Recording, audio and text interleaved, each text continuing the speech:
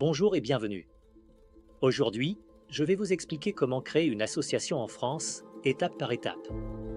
Créer une association en France se fait en 6 étapes principales: définir le projet, rédiger les statuts, tenir l'assemblée constitutive, déclarer l'association en préfecture ou en ligne, publier au journal officiel, et enfin, si nécessaire, obtenir un numéro ciré et les assurances adéquates. Ces formalités sont relativement rapides, mais elles exigent des choix statutaires précis et des preuves écrites.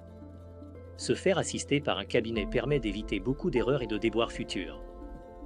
Première étape, définir l'objet et le projet.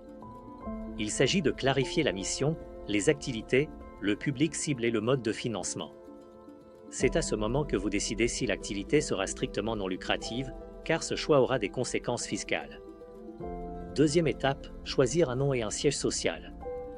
Vérifiez que le nom n'est pas déjà utilisé, puis fixer l'adresse administrative de l'association. Une domiciliation est possible.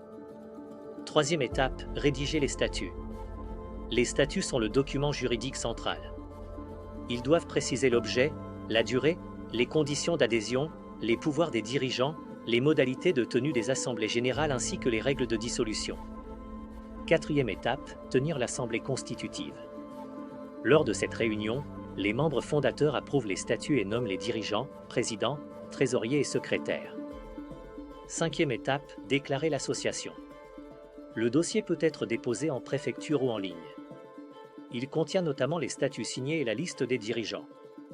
Sixième étape, publier au journal officiel. La publication au JOAF officialise juridiquement l'existence de l'association. En ce qui concerne les délais, la déclaration et la publication peuvent être traitées en quelques jours à quelques semaines selon la préfecture et la complétude du dossier. Certaines activités peuvent démarrer dès la déclaration, mais pour obtenir des subventions ou ouvrir un compte bancaire professionnel, le numéro ciré est souvent indispensable et son obtention peut prendre un peu plus de temps. Quelques points d'attention importants: une mauvaise rédaction des statuts peut provoquer des conflits internes ou bloquer l'accès aux subventions. Les dirigeants, même bénévoles, peuvent être tenus responsables civilement ou pénalement. Une assurance responsabilité civile est donc fortement recommandée. Si l'association exerce des activités commerciales régulières, elle peut perdre le régime fiscal associatif et devenir imposable.